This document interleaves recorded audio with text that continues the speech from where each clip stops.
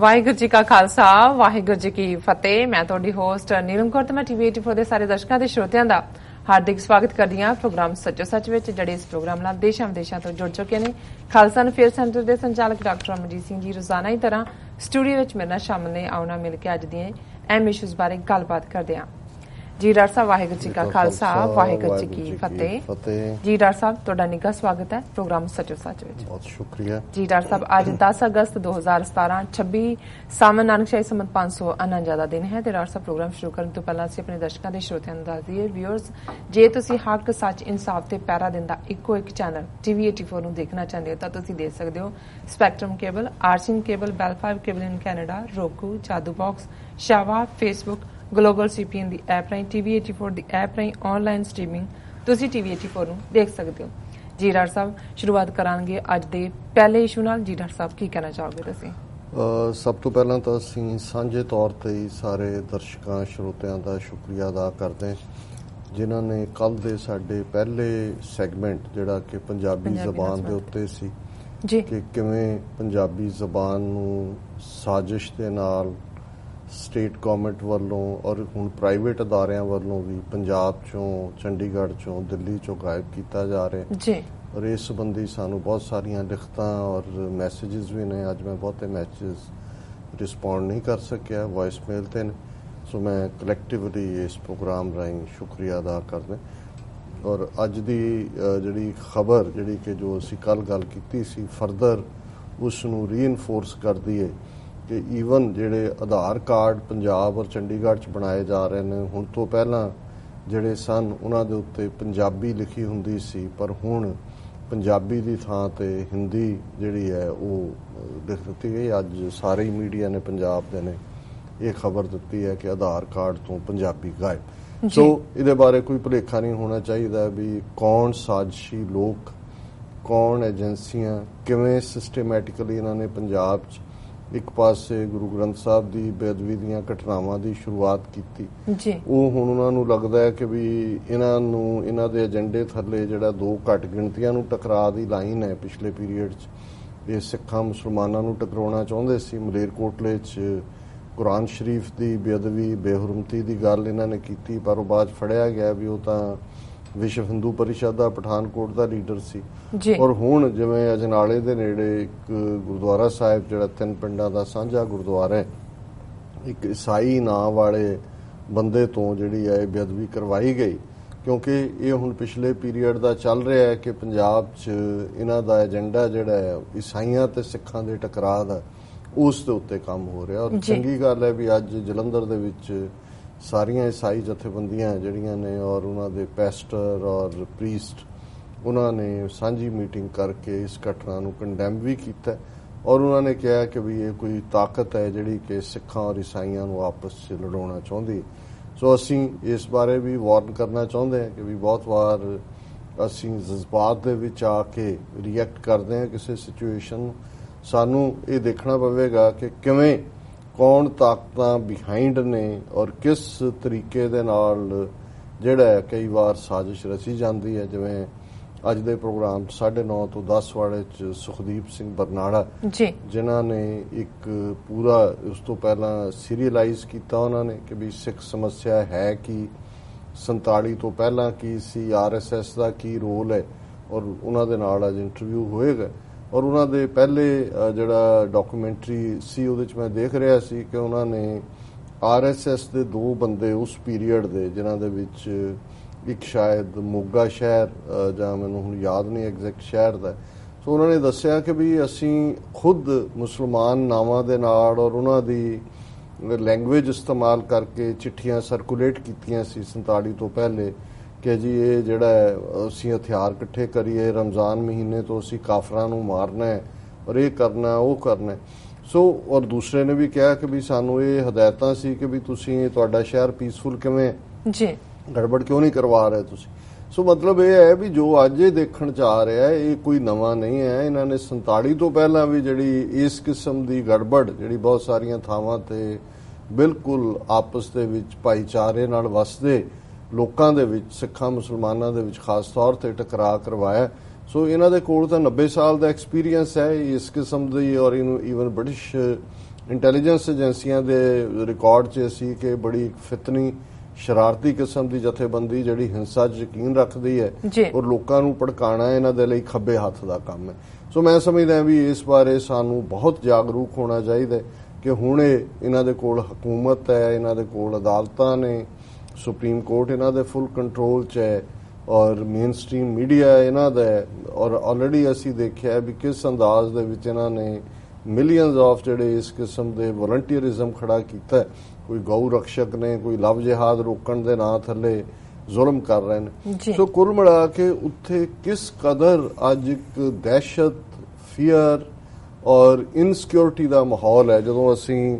ਮੁਸਲਮਾਨਾਂ ਦੀ ਗੱਲ ਕਰਦੇ ਹਾਂ, ਕਿਉਂਕਿ ਵੱਡੀ ਘੱਟ ਗਿਣਤੀ ਜਾਂ ਅਕਲੀਅਤ ਭਾਰਤ ਦੇ ਵਿੱਚ ਮੁਸਲਮਾਨ ਨੇ ਔਰ ਉਹਨਾਂ ਦੀ ਗਿਣਤੀ ਹੁਣ 180 ਮਿਲੀਅਨ ਤੱਕ ਹੈ। ਮੈਂ ਅਕਸਰ 170 ਮਿਲੀਅਨ ਫਿਗਰ ਕੋਟ ਕਰਦਾ ਸੀ, ਪਰ ਮੈਂ ਰੇਟਲੀ ਦੇਖਦਾ ਕਿ ਆਬਾਦੀ ਜਿਹੜੀ ਹੈ ਪਿਛਲੀ ਸੈਂਸਸ ਬੇਸ 180 ਮਿਲੀਅਨ, 18 ਕਰੋੜ ਆਬਾਦੀ ਹੈ। ਦੁਨੀਆ ਦੇ ਵਿੱਚ ਸਭ ਤੋਂ ਜ਼ਿਆਦਾ ਮੁਸਲਿਮ ਆਬਾਦੀ ਇੰਡੋਨੇਸ਼ੀਆ 'ਚ ਹੈ, ਉਸ ਤੋਂ ਬਾਅਦ ਪਾਕਿਸਤਾਨ 'ਚ ਹੈ ਤੇ ਤੀਸਰੀ ਵੱਡੀ ਗਿਣਤੀ ਜਿਹੜੀ ਹੈ ਭਾਰਤ ਦੇ ਵਿੱਚ ਮੁਸਲਮਾਨਾਂ ਦੀ ਹੈ। ਹੁਣ 180 ਮਿਲੀਅਨ 18 ਕਰੋੜ ਬਹੁਤ ਵੱਡੀ ਫਿਗਰ ਹੁੰਦੀ ਹੈ। ਬਿਲਕੁਲ, ਜੇ 18 ਕਰੋੜ ਮੁਸਲਮਾਨ ਅੱਜ ਕਸ਼ਮੀਰ ਤੋਂ ਕੰਨਿਆ ਕੁਮਾਰੀ ਤੱਕ ਥਰ-ਥਰ ਕੰਬਾਏ ਹੋਏ ਨੇ ਔਰ ਉਹ ਇਨਸਿਕਿਉਰ ਮਹਿਸੂਸ ਕਰਦੇ ਨੇ, ਇਹੀ ਨਹੀਂ ਹੈ ਕਿ ਇਹ ਗੱਲ ਅਸੀਂ ਇੱਥੇ ਬੈਠ ਕੇ ਕਹਿੰਦੇ ਹਾਂ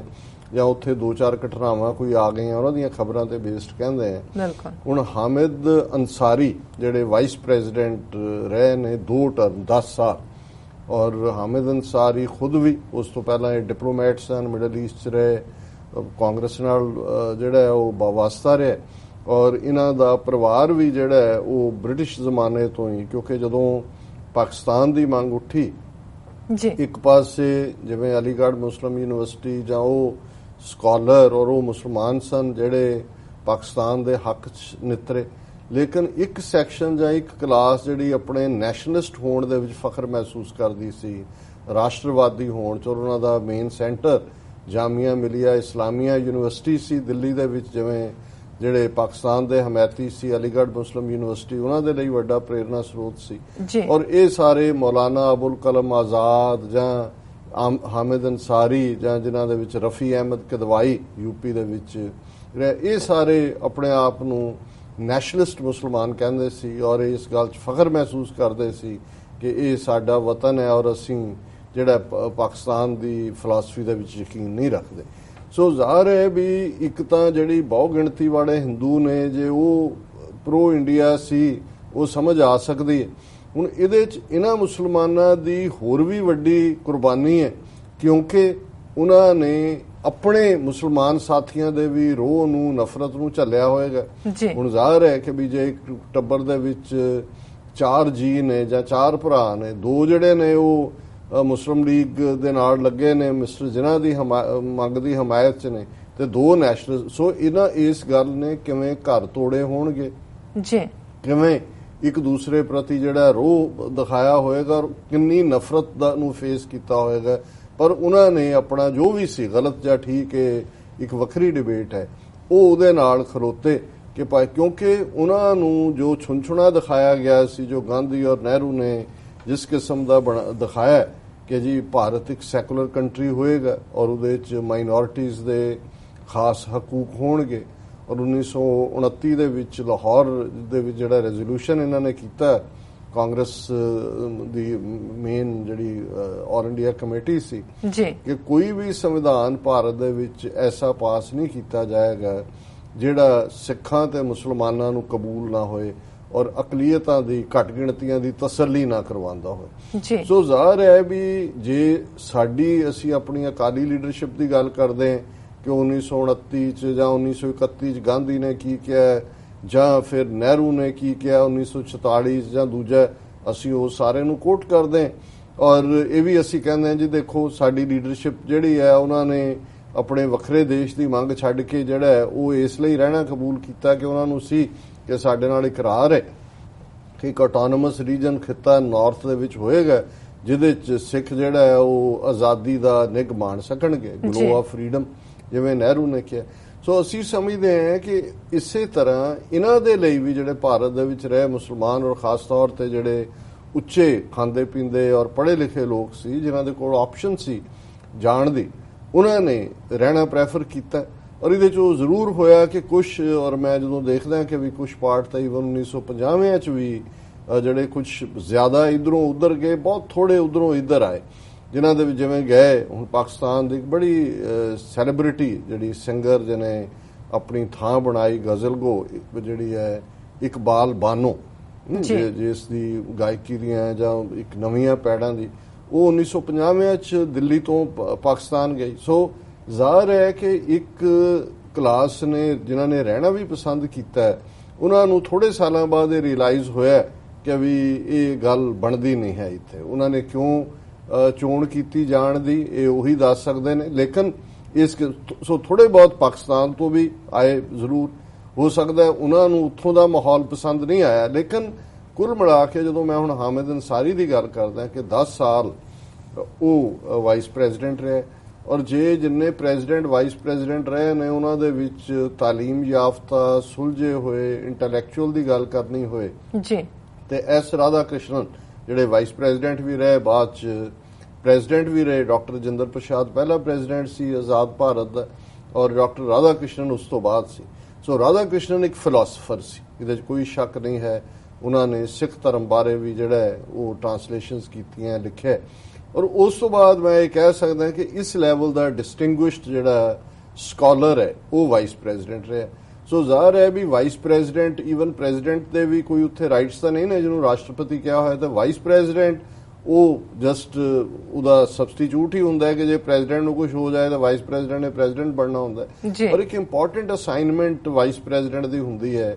ਕਿ ਜਿਸ ਤਰ੍ਹਾਂ ਲੋਕ ਸਭਾ ਨੂੰ ਚਲਾਉਣ ਦੇ ਲਈ ਸਪੀਕਰ ਇੱਕ ਦੀ ਅਲੱਗ ਪੋਸਟ ਹੈ ਔਰ ਅਲੱਗ ਚੁਣਿਆ ਜਾਂਦਾ ਹੈ, ਪਰ ਜਿਹੜਾ ਵਾਈਸ ਪ੍ਰੈਜ਼ੀਡੈਂਟ ਹੁੰਦਾ ਹੈ ਉਹ ਰਾਜ ਸਭਾ ਦਾ ਸਭਾਪਤੀ ਹੁੰਦਾ ਹੈ ਜਾਂ ਚੇਅਰਪਰਸਨ ਹੁੰਦਾ ਹੈ, ਉਹ ਰਾਜ ਸਭਾ ਦੀ ਕਾਰਵਾਈ ਕੰਡਕਟ ਕਰਦਾ ਹੈ। ਔਰ ਜਿਵੇਂ ਹਾਮਿਦ ਅੰਸਾਰੀ ਨੇ ਆਪਣੇ ਜਿਹੜੀ ਪਾਰਟਿੰਗ ਸਪੀਚ ਸੀ, ਲਾਸਟ ਵਿਦਾਇਗੀ ਸਪੀਚ, ਉਹਦੇ 'ਚ ਉਹਨੇ ਕਿਹਾ ਵੀ ਸਾਡਾ ਰੋਲ ਤਾਂ ਹਾਕੀ ਜਾਂ ਕ੍ਰਿਕਟ ਦੇ ਅੰਪਾਇਰ ਵਾਲਾ ਹੁੰਦਾ ਹੈ ਜੀ, ਰੈਫਰੀ ਵਾਲਾ ਹੁੰਦਾ ਹੈ, ਜਿਹਨੇ ਦੇਖਣਾ ਹੁੰਦਾ ਹੈ ਵੀ ਕਿਹਨੂੰ ਬੋਲਣ ਦਾ ਟਾਈਮ ਦੇਣਾ ਹੈ, ਕਿਹਨੂੰ ਰੋਕਣਾ ਹੈ, ਇਸ ਤੋਂ ਬਿਯੋਂਡ। ਪਰ ਇਹਦੇ 'ਚ ਕੋਈ ਸ਼ੱਕ ਨਹੀਂ ਕਿ ਹਾਮਿਦ ਅੰਸਾਰੀ ਨੇ ਈਵਨ ਰਾਜ ਸਭਾ ਦੀ ਕਾਰਵਾਈ ਨੂੰ, ਇਹਦੇ ਬਾਵਜੂਦ ਕਿ ਉਹਦੇ 'ਚ ਮੈਜੋਰਟੀ ਜਿਹੜੀ ਆ ਕਾਂਗਰਸ ਦੀ ਰਹੀ, ਇਸ ਲਈ ਇੰਨੀ ਡਿਫਿਕਲਟੀ ਨਹੀਂ ਹੋਈ। ਜੇ ਕਿਤੇ ਰਾਜ ਸਭਾ 'ਚ ਬੀਜੇਪੀ ਦੀ ਮੈਜੋਰਟੀ ਹੁੰਦੀ ਤਾਂ ਫਿਰ ਸ਼ਾਇਦ ਹਾਮਿਦ ਅੰਸਾਰੀ ਪਹਿਲਾਂ ਹੀ ਰਿਜ਼ਾਈਨ ਕਰਕੇ ਗਿਆ ਹੁੰਦਾ। ਲੇਕਿਨ ਜਿਹੜੀਆਂ ਗੱਲਾਂ ਜਿਸ ਕਰਕੇ ਮੈਂ ਇਹਨੂੰ ਪਹਿਲਾ ਟੌਪਿਕ ਦੇ ਤੌਰ ਤੇ ਚੁਣਿਆ,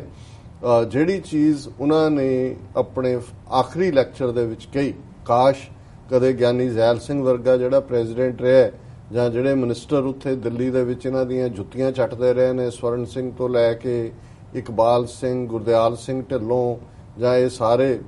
ਬਾਦਲ ਕਲੈਨ ਦੇ, ਕਿ ਉਹਨਾਂ ਨੇ ਵੀ ਕਦੇ ਇਹ ਸੱਚ ਬੋਲਿਆ ਹੁੰਦਾ ਕਿ ਭਾਈ ਇਹਦੇ ਬਾਵਜੂਦ ਕਿ ਉਹ ਪਾਵਰ ਦੇ ਵਿੱਚ ਰਹੇ ਨੇ, ਉਹ ਆਪਣੀ ਕਮਿਊਨਿਟੀ ਲਈ ਕੁਝ ਨਹੀਂ ਕਰ ਸਕੇ ਜਾਂ ਉਹਨਾਂ ਦੀ ਕਮਿਊਨਿਟੀ ਦੇ ਨਾਲ ਕੀ ਹੋਇਆ, ਰਾਦਰ ਉਹ ਤਾਂ ਦੁਸ਼ਮਣ ਨਾਲੋਂ ਵੀ ਜ਼ਿਆਦਾ ਅੱਗੇ ਵੱਧ ਕੇ ਜਿਹੜੇ ਨੇ ਉਹਨਾਂ ਦੇ ਵਕੀਲ ਬਣੇ ਹੁੰਦੇ ਨੇ। ਸੋ ਜਿਹੜੀ ਹਾਮਿਦ ਅੰਸਾਰੀ ਦੀ ਅਖੀਰਲੀ ਸਪੀਚ ਹੈ ਉਹ ਅੱਖਾਂ ਖੋਲਣ ਵਾਲੀ ਹੈ, ਔਰ ਅਜੇ ਉਸ ਸਪੀਚ ਦੀ ਸਿਆਹੀ ਵੀ ਨਹੀਂ ਸੀ ਸੁੱਕੀ। ਉਸ ਤੋਂ ਇੱਕਦਮ ਬਾਅਦ ਉਹਨਾਂ ਨੇ ਕਰਨ ਥਾਪਰ ਨੂੰ ਦਿੱਲੀ ਦੇ ਵਿੱਚ ਇੰਟਰਵਿਊ ਵੀ ਦਿੱਤਾ, ਉਹਦੇ 'ਚ ਉਹਨਾਂ ਨੇ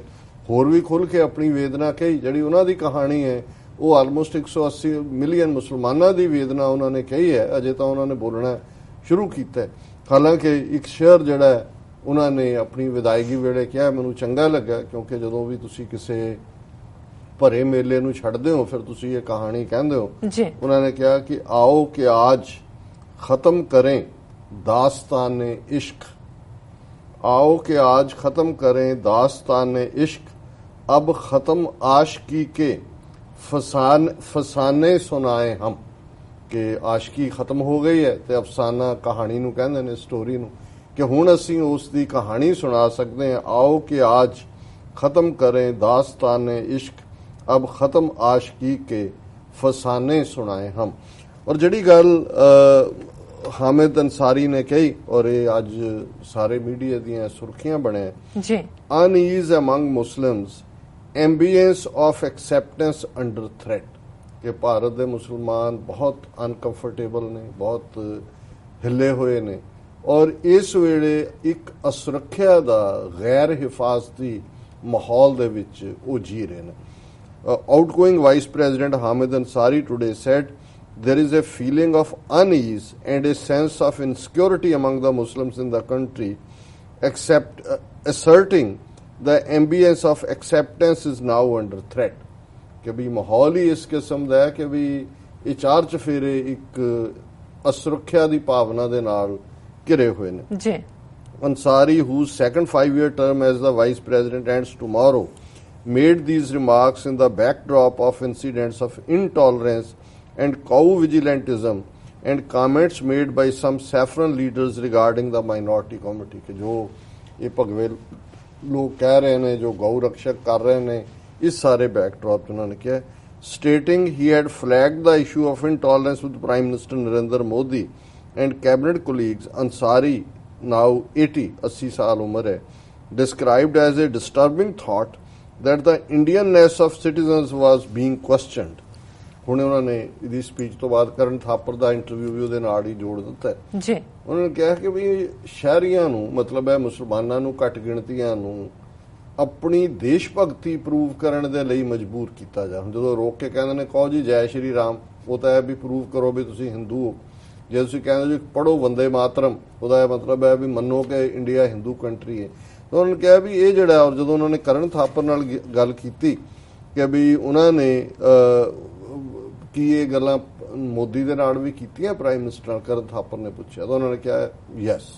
ਫਿਰ ਉਹਨਾਂ ਨੇ ਕਿਹਾ yes but what passes between vice president PM in the nature of things must remain in domain of privileged conversation ਇੱਥੇ ਉਹਨਾਂ ਨੇ ਹੁਣ ਕਿਹਾ ਜੀ ਉਹ ਇੱਕ ਆਫੀਸ਼ੀਅਲ ਸੀਕ੍ਰੇਟ ਹੈ ਕਿਉਂਕਿ ਜੋ ਅਸੀਂ ਹੋਇਆ ਉਹ ਸਾਡੀ ਕੌਨਫੀਡੈਂਸ਼ੀਅਲ ਗੱਲਬਾਤ ਹੈ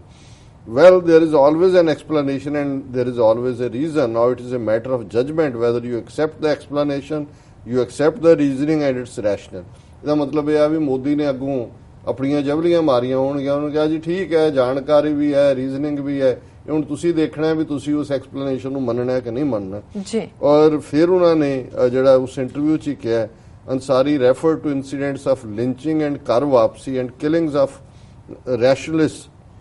as a breakdown of Indian values, breakdown of the ability of the authorities at different levels in different places to be able to enforce what should be normal law enforcing work, and overall the very fact that Indianness of any citizen being questioned is a disturbing thought. उन्होंने कहा जी ना कोई कानून व्यवस्था है ਔਰ ਇਹਦੇ ਨਾਲ ਜਿਹੜੀ ਇਹ ਤਾਂ ਕਾਨੂੰਨ ਲਾਗੂ ਨਾਫਜ਼ ਕਰਨ ਵਾਲਿਆਂ ਦੀ ਜ਼ਿੰਮੇਵਾਰੀ ਹੈ ਕਿ ਉਹ ਦੇਖਣ ਕਿ ਇਸ ਕਿਸਮ ਦੀਆਂ ਘਟਨਾਵਾਂ ਨਾ ਹੋਣ ਪਰ ਅੱਜ ਤਾਂ ਇਹ ਹਾਲ ਹੈ ਕਿ ਵੀ ਤੁਸੀਂ ਸ਼ਹਿਰੀਆਂ ਦੀ ਦਾ ਮਤਲਬ ਹੈ ਮੁਸਲਮਾਨਾਂ ਦੀ ਜਿਹੜੀ ਹੈ ਉਹ ਜਿਹੜੀ ਇੰਡੀਅਨਨੈਸ ਹੈ ਉਹਦੇ ਤੇ ਵੀ ਸਵਾਲੀਆ ਨਿਸ਼ਾਨ ਖੜਾ ਕਰ ਦਿੱਤਾ ਹੈ ਫਿਰ ਉਹਨਾਂ ਨੇ ਕਿਹਾ ਕਿ ਵੀ ਇਹ ਜਿਹੜੀ ਹੈ Muslim community is apprehensive and that it was feeling insecure as a result of the kind of comments made against them जो मुसलमाना बारे किया जा रहा है वो बड़ी असुरक्षा की भावना जी रहे हैं और उन्होंने कहा कि yes it is correct assessment from all I hear from different quarters in the country. I heard the same thing in Bangalore. I have heard from other parts of the country. I hear more about it in North India. There is feeling of unease, a sense of insecurity is creeping in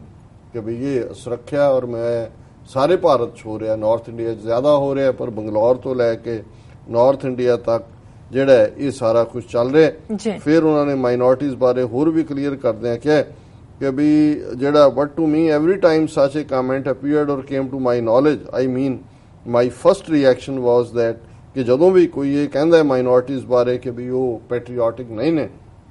ਪਹਿਲਾਂ ਉਹ ਕਹਿੰਦਾ ਵੀ ਮੇਰੇ ਮਨ 'ਚ ਆਉਂਦਾ person is ignorant ਕਿ ਵੀ ਇਹਨੂੰ ਪਤਾ ਹੀ ਨਹੀਂ ਹੈ ਵੀ ਇਹ ਕੀ ਕਹਿ ਰਿਹਾ ਦੈਟ ਹੀ ਇਜ਼ ਪ੍ਰੈਜੁਡਿਸਡ ਦੂਸਰਾ ਹੈ ਵੀ ਉਹਦਾ ਮਨ ਜਿਹੜਾ ਹੈ ਉਹ ਵਿਤਕਰੇ ਦੇ ਨਾਲ ਭਰਿਆ ਹੋਇਆ ਤੀਸਰਾ he doesn't fit into the framework that India has always prided itself on which is to be an accommodative society ਉਹਨਾਂ ਨੇ ਕਿਹਾ ਵੀ ਜਿਹੜਾ ਇੰਡੀਆ ਦਾ ਕਨਸੈਪਟ ਸੀ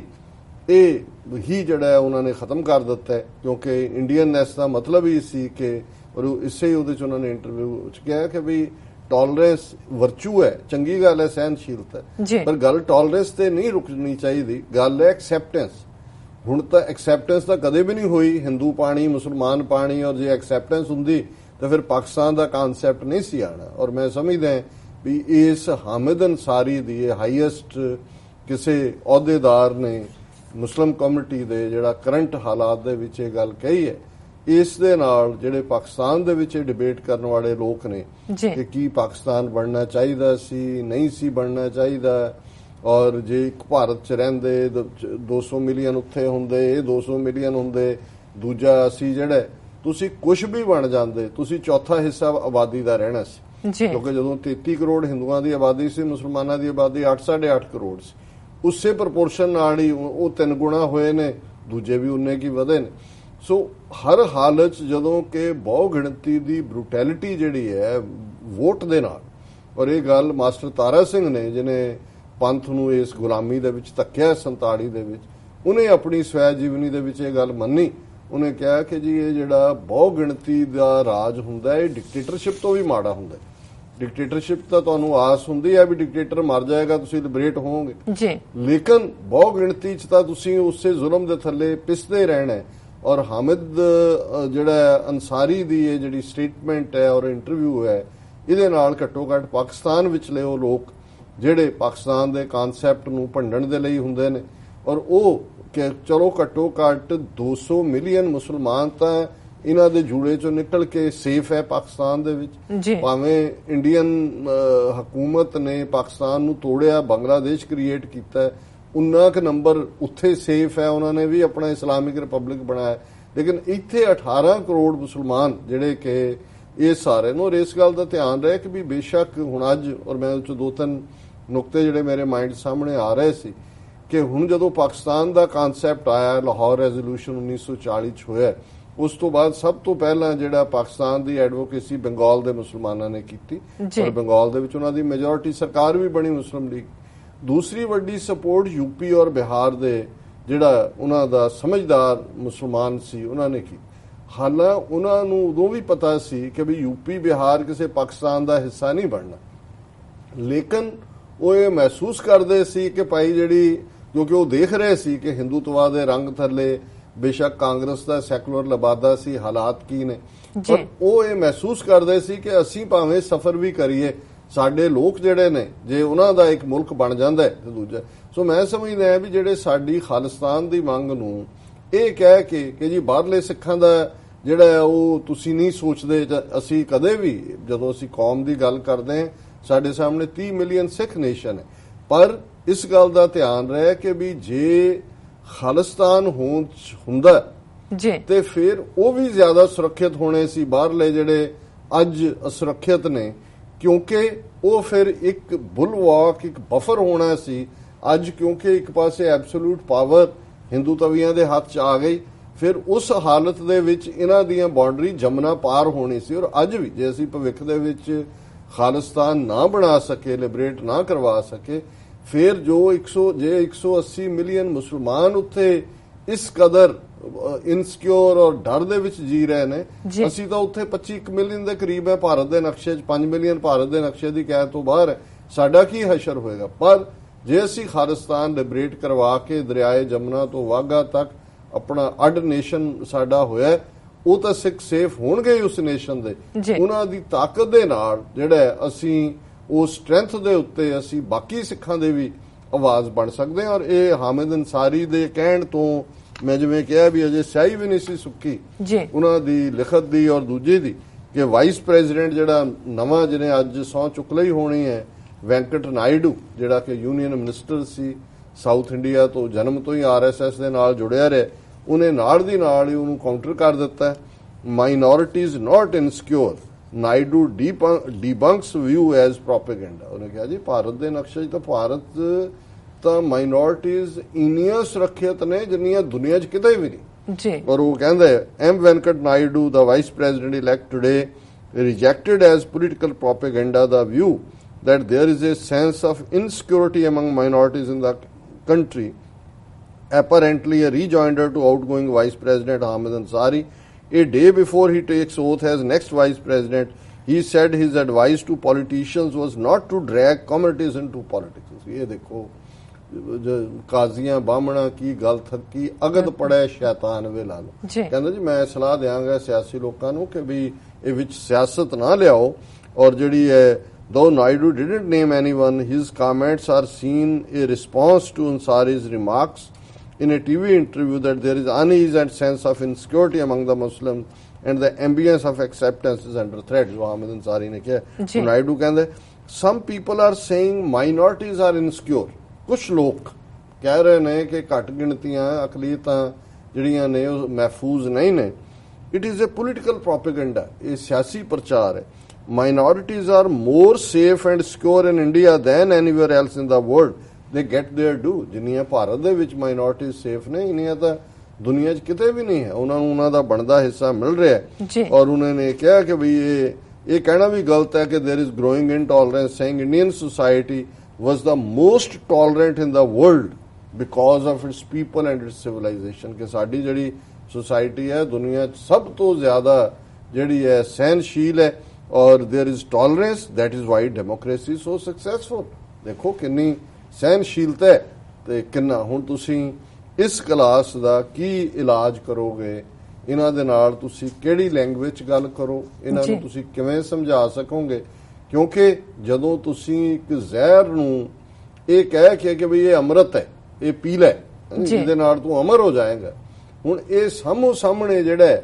ਉਹ ਝੂਠ ਔਰ ਨਜ਼ਰ ਆ ਰਿਹਾ ਹੈ, ਇਹ ਇਵੇਂ ਹੀ ਹੈ ਜਿਵੇਂ ਕਿ ਤੁਸੀਂ ਇਸ ਗੱਲ ਦਾ ਹੀ ਸਰਟੀਫਿਕੇਟ ਲਿਆ ਹੋਇਆ ਕਿ ਤੁਹਾਡਾ ਝੂਠ ਵਿਕਦਾ ਹੈ, ਤੁਹਾਡੇ ਕੋਲ ਐਬਸੋਲੂਟ ਮੈਜੋਰਿਟੀ ਹੈ ਔਰ ਜਿੰਨਾ ਮੁਸਲਮਾਨ ਜਾਂ ਘੱਟ ਗਿਣਤੀਆਂ ਚੀਕਣਗੀਆਂ, ਦੁਖੀ ਹੋਣਗੀਆਂ, ਉਨਾ ਤੁਹਾਡਾ ਵੋਟ ਬੈਂਕ ਜਿਹੜਾ ਉਹ ਭਾਰਾ ਹੁੰਦਾ ਚਲਾ ਜਾਏਗਾ ਕਿਉਂਕਿ ਤੁਸੀਂ ਮਿਥ ਲਿਆ ਕਿ ਤੁਸੀਂ ਪਾਵਰ 'ਚ ਪੋਲਰਾਈਜੇਸ਼ਨ ਆਫ ਸੋਸਾਇਟੀ ਦੇ ਸਿਰ ਤੇ ਰਹਿਣਾ ਔਰ ਤੁਸੀਂ ਉੱਥੋਂ ਦੇ ਸੋਸ਼ਲ ਫੈਬਰਿਕ ਨੂੰ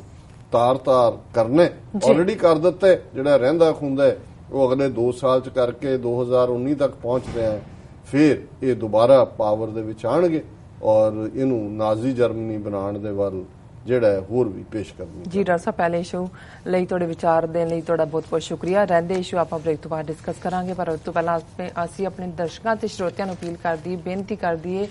ਗੁਜ਼ਾਰਿਸ਼ ਕਰਦੀ ਹੈ ਕਿ ਵਿਊਅਰਸ, ਅਸੀਂ ਚਾਹੁੰਦੇ ਹਾਂ ਕਿ ਤੁਸੀਂ TV 84 ਦੀ ਵੱਧ ਤੋਂ ਵੱਧ ਮਾਈਕ ਸਹਾਇਤਾ ਕਰੋ. ਤੁਸੀਂ ਆਪਣੀ ਮਾਈਕ ਸਹਾਇਤਾ ਸਾਡੀ ਵੈਬਸਾਈਟ www.tv84 TV ਤੇ ਜਾ ਕੇ ਪੇਪਰ ਰਾਹੀਂ ਰਿਕਰਿੰਗ ਡੋਨਰ ਬਣ ਕੇ ਕਰ ਸਕਦੇ, ਜਾਂ ਫਿਰ ਤੁਸੀਂ